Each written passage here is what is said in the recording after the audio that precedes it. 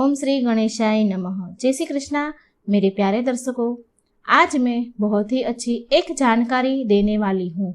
हमारे जीवन में कुछ चीज़ें ऐसी होती है जिनके बारे में हमें पता नहीं होता और जाने अनजाने में हम गलतियाँ कर बैठते हैं।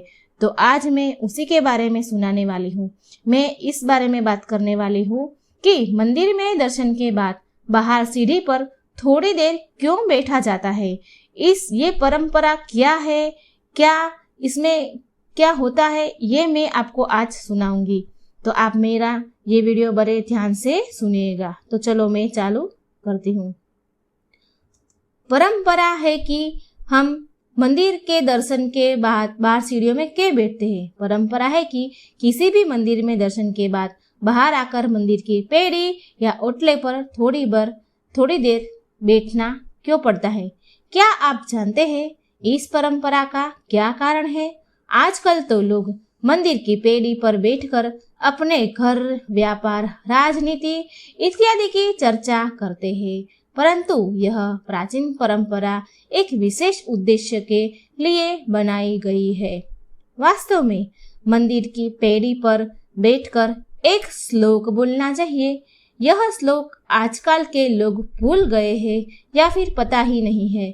इस श्लोक को मैं मनन करे और आने वाली पीढ़ी को भी बताइए।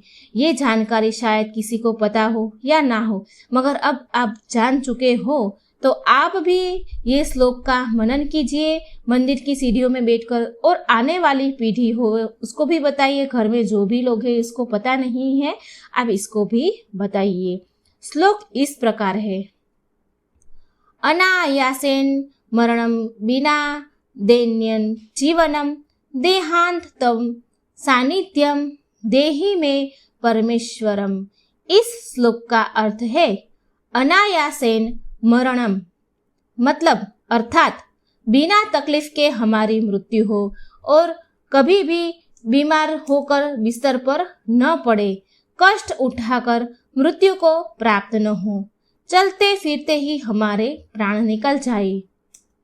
बिना दैन्यं जीवनम, इसका मतलब है अर्थात परवशता का जीवन ना हो, कभी किसी के सहारे न रहना पड़े।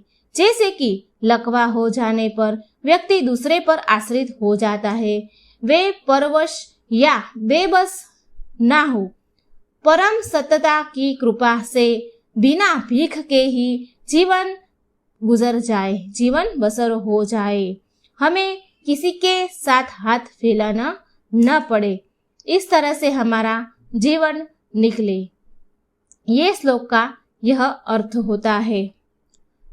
देहांतम तवम सानिध्यम, अर्थात जब भी मृत्यु हो तब भगवान के सम्मुख हो।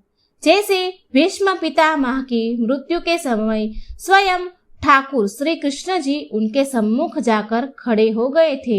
उनके दर्शन करते करते ही उसके प्राण निकले थे। देहि में परमेश्वरम, हे परमेश्वर ऐसा वरदान हमें देना।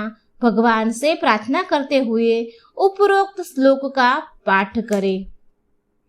गाड़ी, लाड़ी, लड़का, लड़की, पति, पत्नी, घर, धन इत्यादि अर्थात संसार में ये नहीं मांगना है, क्योंकि यह तो भगवान आपकी पात्रता के हिसाब से खुद आपको देते हैं।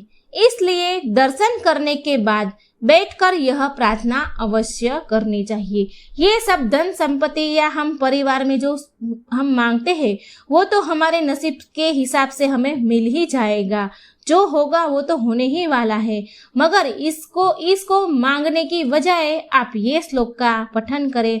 मंदिर में दर्शन करने के बाद सीढ़ियों में बैठकर ये श्लोक बोले, जिनके कारण से आपको मृत्यु के समय पीड़ा न हो, आपका जीवन भी अच्छी तरह से गुजरे, किसी के साथ हाथ न फैलाना पड़े, और जब हमारा अंतिम समय आए तो भगवान हमारे सम्मुख आकर खड़े हो जाए, हमें दर्शन दे और उसके दर्शन देते ही हमारा मोक्ष होए।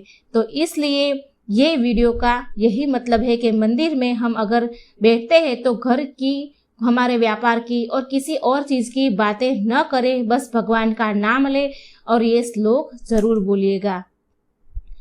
इसीलिए इसके हिसाब से हमारा जीवन खूब अच्छे से निकलेगा। यह प्रार्थना है, याचना नहीं है।